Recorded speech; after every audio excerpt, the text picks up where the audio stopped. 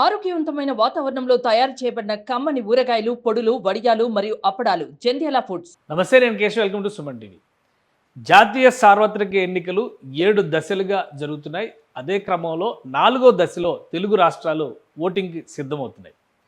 ఇప్పటివరకు జరిగినటువంటి ఎన్నికల సరళి ఏ విధంగా ఉంది, పోలింగ్ సరళి ప్రధానంగా ఏ విధంగా ఉంది, అలానే రాబోయేటువంటి దశలు అంటే దాదాపు 7 దశల్లో 4వ దశ కూడా పూర్తయితే 50% 60% పోలింగ్ ప్రక్రియ దేశవ్యాప్తంగా పూర్తయినట్టుగానే మనం భావించాల్సి ఉంటుంది. సో కీలకమైనటువంటి దశగా 4వ దశ మారబోతోంది అనేది రాజకీయ విశ్లేషకుల అంచనా. ఎందుకంటే ఇప్పటితో ఈ 4వ దశతో మొత్తం దక్షిణాది రాష్ట్రాలన్నింటిలో కూడా ఓటింగ్ ప్రక్రియ పూర్తవుతుంది. కేవలం ఉత్తరాది రాష్ట్రాల్లో, ఎందుకంటే 5, 6, 7 దశల్లో జరగబోయేటువంటి పోలింగ్ పరిమిత సంఖ్యలో మాత్రమే నియోజకవర్గాల్లో పోలింగ్ జరగబోతుంది. అలానే ఉత్తరాది రాష్ట్రాల్లో ఉన్నటువంటి నియోజకవర్గాల్లో మొత్తం మీద 3 దశల్లో కలిపి చూస్తే కూడా 50 నియోజకవర్గాలకు మించి ఓటింగ్ జరిగేటువంటి అవకాశం లేదు. ఇప్పటివరకు ఈ మొదటి 4 దశల్లో దాదాపు 100 నియోజకవర్గాలకు సంబంధించి 100 లోక్సభ స్థానాలకు సంబంధించినటువంటి పోలింగ్ ప్రక్రియ జరిగింది. అలానే కీలకమైనటువంటి రాష్ట్రాలు మధ్యప్రదేశ్ కావచ్చు, అలానే రాజస్థాన్, గుజరాత్ లాంటి రాష్ట్రాల్లో ఎక్కడైతే బలమైనటువంటి ఆశలు బీజేపీ పెట్టుకుందో, అక్కడ అత్యధిక మెజారిటీ వస్తుందని భావించిందో ఆయా రాష్ట్రాల్లో ఓటింగ్ ప్రక్రియ ఇప్పటికే పూర్తయింది. ఇక అతిపెద్ద రాష్ట్రాలుగా భావించేటువంటి మహారాష్ట్ర, ఉత్తరప్రదేశ్ లాంటి చోట్ల మాత్రం ఓటింగ్ ప్రక్రియ మిగిలింది. 4వ దశ ఎన్నికలు కనుక పూర్తయితే కీలకమైనటువంటి తెలుగు రాష్ట్రాల్లో కూడా ఓటింగ్ ప్రక్రియ మొత్తం కూడా పూర్తవుతుంది. సో అసలు దశల వారీగా ఎన్నికల సంఘం ఇచ్చినటువంటి ఈ ప్రణాళిక ఎంతవరకు అమల్లోకి వచ్చింది, ఎంతవరకు ఇంకా పెండింగ్లో ఉంది, ఈ అంశాలను విశ్లేషించేటువంటి ప్రయత్నం చేద్దాం. జాతీయ సార్వత్రిక ఎన్నికల్లో దాదాపుగా 97 లక్షల మంది ఓటర్లు తమ ఓటు హక్కుని దేశంలో వినియోగించుకుంటారు. అందుకనే ప్రపంచంలోనే అతిపెద్ద ప్రజాస్వామ్య ఎన్నిక ప్రక్రియగా ఇది చెప్తున్నారు. దేశవ్యాప్తంగా జరిగినటువంటి అంటే రాష్ట్రాలకు సంబంధించినటువంటి జాబితా ప్రకారం చూస్తే 8 కేంద్రపాలిత ప్రాంతాలు, అలానే 28 రాష్ట్రాలకు సంబంధించి 543 లోక్సభ నియోజకవర్గాలకి జాతీయ సార్వత్రిక ఎన్నికలు జరుగుతున్నాయి. అలానే 4 రాష్ట్రాలకు సంబంధించి అసెంబ్లీ ఎన్నికలు జరుగుతున్నాయి. ఆంధ్రప్రదేశ్, అలానే ఒడిశా, అటు ఈశాన్య రాష్ట్రాల్లో చూస్తే కనుక అరుణాచల్ ప్రదేశ్, సిక్కింలో అసెంబ్లీలకి ఎన్నికలు జరుగుతున్నాయి. సో ఈ అంశాలని మనం మినహాయించి చూసినప్పుడు మిగతా చోట్ల అంటే ఇతర రాష్ట్రాల్లో కూడా అసెంబ్లీలకి సంబంధించి ఉప ఎన్నికలు దాదాపు 6 రాష్ట్రాల్లో 26 నియోజకవర్గాలకు ఉప ఎన్నికలు కూడా జరుగుతున్నాయి. తెలంగాణ రాష్ట్రంలో కంటోన్మెంట్ స్థానానికి ఉప ఎన్నిక జరుగుతుంది.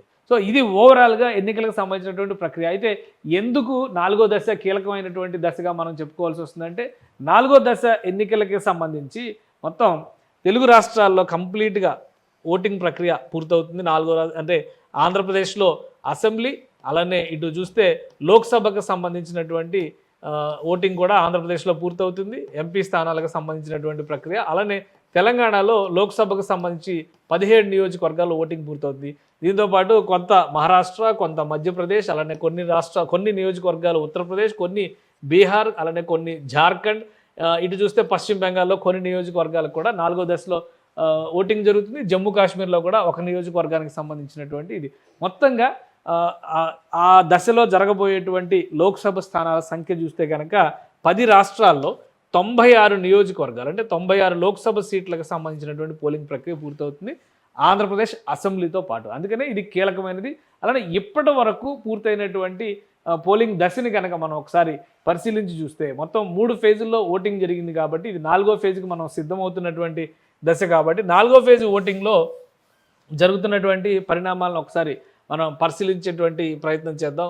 ఇందులో మొత్తం టోటల్ అన్ని దశల్ని చూస్తే 7 దశలు మనకు కనిపిస్తుంది.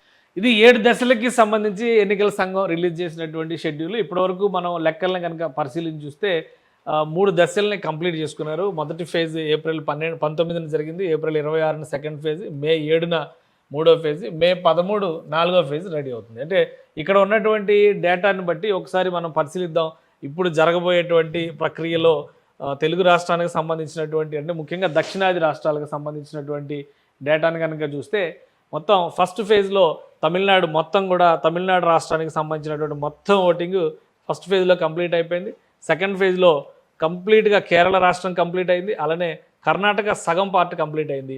ఇక ఇప్పుడు 4th ఫేజ్లోకి వచ్చేసరికి తెలుగు రాష్ట్రాలు పూర్తిగా కంప్లీట్ అవుతాయి. ఎందుకంటే థర్డ్ ఫేజ్లో మిగిలిన భాగం ఇక్కడ మిగిలిన భాగం థర్డ్ ఫేజ్లో కర్ణాటకలో మిగిలినటువంటి భాగం కంప్లీట్ అయింది. అంటే 4వ ఫేజ్ ఓటింగ్ కనుక కంప్లీట్ అయితే మొత్తం దక్షిణాది రాష్ట్రాల్లో ఓటింగ్ ప్రక్రియ మొత్తం పూర్తయినట్టుగా భావిస్తున్నారు. అదే క్రమంలో ఇప్పుడు ఉన్న పరిస్థితుల్లో మొత్తం first phase second phase, first ఫేజ్లో 102 లోక్సభ స్థానాలకు సంబంధించినటువంటి ఓటింగ్ ప్రక్రియ పూర్తయింది.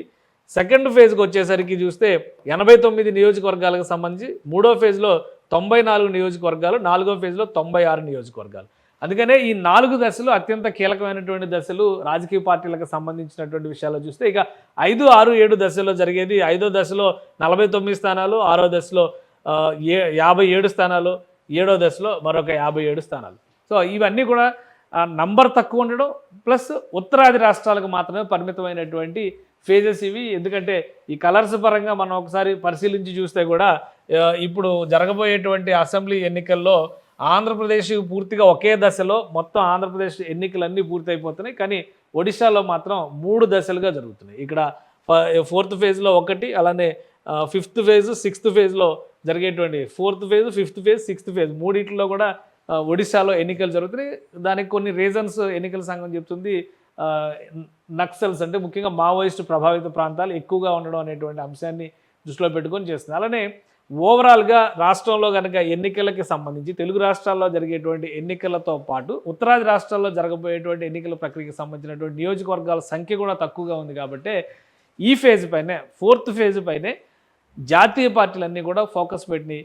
అందుకనే తెలుగు రాష్ట్రాల ఓటర్కి కూడా చాలా కీలకమైనటువంటి ప్రాధాన్యం దక్కుతుంది.